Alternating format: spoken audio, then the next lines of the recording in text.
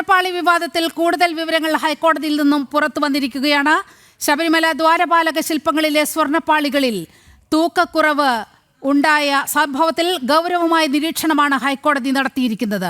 കണക്കുകളിലെ പൊരുത്തക്കേടുകൾ ഭയപ്പെടുത്തുന്നതെന്ന് പരാമർശം. പവിത്രവും പൊതുജന വിശ്വാസവും ഉള്ളതാണ് ശബരിമല. 1 മാസവും 9 ദിവസവും ദ്വാരപാലക സ്വർണ്ണപ്പാളികളും പീഠവും സ്പോൺസറുടെ കൈവശമിരുന്നു. സ്മാർട്ട് ക്രിയേഷൻസിന് കൈമാറിയത് തൂക്കം കുറഞ്ഞ പാളികളെന്നും കോടതിയുടെ നിരീക്ഷണം. സ്പോൺസർ ഉണ്ണികൃഷ്ണൻ പോറ്റിയുടെ വിശദാംശങ്ങൾ പരിശോധിക്കാനും നിർദ്ദേശം. വാർത്തയുടെ സമഗ്ര വിവരങ്ങളുമായി കൊച്ചിയിൽ നിന്നും രേഷ്മ ബാബു ചേരുകയാണ്. രേഷ്മ, കോടതിയുടെ വിധി കേട്ടപ്പോൾ ചില കാര്യങ്ങൾ വളരെ ഞെട്ടിക്കുന്ന വിവരങ്ങൾ പുറത്തു വന്നു. പക്ഷേ ഇപ്പോൾ വിധി പകർപ്പ് പുറത്തു വരുമ്പോൾ അതിലേറെ ഞെട്ടുന്ന വസ്തുതകളാണ് പുറത്തു വന്നിരിക്കുന്നത്. ഈ ഉണ്ണികൃഷ്ണൻ പോറ്റിയുടെ വിശദാംശങ്ങൾ പരിശോധിക്കണം. ഈ സ്പോൺസറുടെ കൈവശം ഈ സ്വർണ്ണപ്പാളിയും പീഠവും ഇരുന്ന സമയത്ത് 1 മാസത്തിലധികം സമയമാണ് ഇരുന്നത്.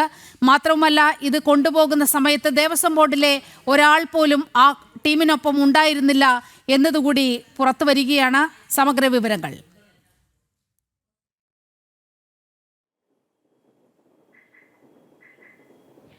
നിലിമ, ശബരിമലയിലെ സ്വർണ്ണപ്പാളി വിഷയത്തിൽ അടിമുടി ഗുരുതരമായിട്ടുള്ള ക്രമക്കേടുകളും വീഴ്ചയും ഉണ്ടായി എന്നുള്ളതാണ് ഹൈക്കോടതിയുടെ വിലയിരുത്തൽ. പ്രത്യേകിച്ച് കണ്ടെത്തലുകളാണ് ഹൈക്കോടതിയുടെ ഉത്തരവിൽ ഉണ്ടായിരിക്കുന്നത്. അതായത് ഹൈക്കോടതിയുടെ ഇടക്കാല ഉത്തരവിൽ പറയുന്നത് ഈ വിധത്തിലാണ്: 2019 മഹസറിൽ കൃത്യമായിട്ട് ഈ തൂക്കക്കുറവ് രേഖപ്പെടുത്തിയിട്ടില്ല.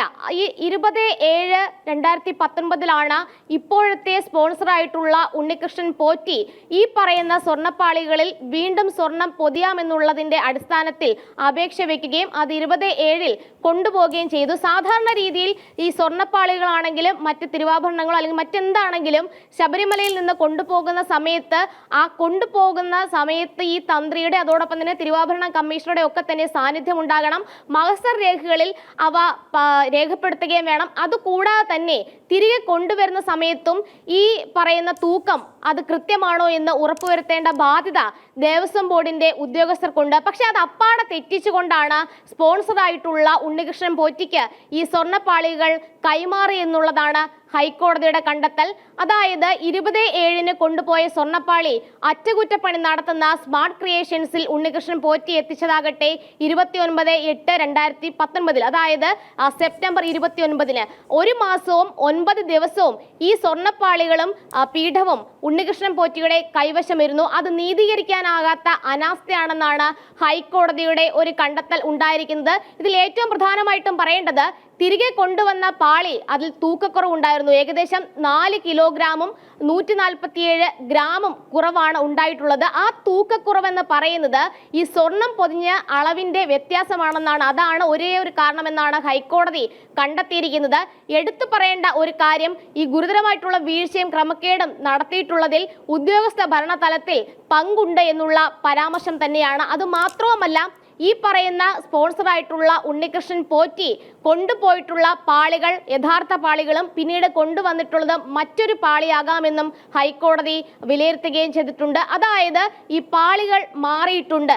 ഈ 1 മാസവും 9 ദിവസവും കൈവശം വെച്ചിരുന്ന സമയത്ത് ഈ പാളികൾ പരസ്പരം മാറ്റിയെടുത്തതിന് ശേഷം തിരികെ സന്നിധാനത്ത് കൊണ്ടുവന്നത് തൂക്കം കുറഞ്ഞ പാളികളാണെന്നാണ് ഹൈക്കോടതി പറഞ്ഞിട്ടുള്ളത്. ഇതിൽ എടുത്തു പറയേണ്ട ഒരു കാര്യമെന്ന് പറയുന്നത്, അതായത് ഹൈക്കോടതിയുടെ ഉത്തരവിൽ തന്നെ ചൂണ്ടിക്കാട്ടിയിട്ടുള്ളത്, ഈ മഹസർ രേഖകളിൽ ഇത് രേഖപ്പെടുത്തിയിരിക്കുന്നത് തൂക്കം കുറഞ്ഞ ആ ഒരു സമയത്ത് തിരികെ കൊണ്ടുവന്ന പാളികളുടെ തൂക്കം കുറവെന്നുള്ള രീതിയിൽ തന്നെയാണ്. പക്ഷേ ആദ്യഘട്ടത്തിൽ ഈ മഹസർ രേഖകളിൽ കൊണ്ടുവരുന്ന സമയത്ത് അത് തൂക്കം രേഖപ്പെടുത്താത്തത് എന്തുകൊണ്ടാണെന്നുള്ളൊരു ചോദ്യം ഹൈക്കോടതിയുടെ ഭാഗത്തുനിന്നും ഉണ്ടായിട്ടുണ്ട്. ചില മഹസർ രേഖകളിൽ സാധാരണ രീതിയിൽ തിരുവാഭരണം കമ്മീഷണറോ അല്ലെങ്കിൽ ദേവസ്വം ബോർഡിന്റെ ഉദ്യോഗസ്ഥരോ ഒക്കെ തന്നെ നിൽക്കുന്ന സമയത്താണ് ഈ മഹസർ പ്രകാരം അതിൽ കൃത്യമായിട്ട് തൂക്കം രേഖപ്പെടുത്തേണ്ടത്. പ്രാഥമികമായിട്ടുള്ള നടപടിയാണ് അവയൊക്കെ. പക്ഷേ അതിലൊക്കെ തന്നെ വീഴ്ച വരുത്തിക്കൊണ്ട് ഈ ഒരു മനഃപൂർവ്വമായിട്ട് ഈ തൂക്കം രേഖപ്പെടുത്തിയില്ല. അതിൽ ഉദ്യോഗസ്ഥ തലത്തിൽ ഒരു പങ്കാളിത്തം ഉണ്ടായി എന്നുള്ള സംശയമാണ് ഹൈക്കോടതിയുടെ ഭാഗത്തുനിന്നും ഉണ്ടായത്. മനഃപൂർവ്വം സ്പോൺസർ ഉണ്ണികൃഷ്ണൻ പോറ്റി കൂടി അന്വേഷണ വലയിലേക്ക് എത്തുന്നു. ഹൈക്കോടതി വിധി ചൂണ്ടിക്കാട്ടുന്നത് അതാണ്. രശ്മിയാണ് വാർത്തയുടെ സമഗ്ര വിവരങ്ങൾ പങ്കുവച്ചത്.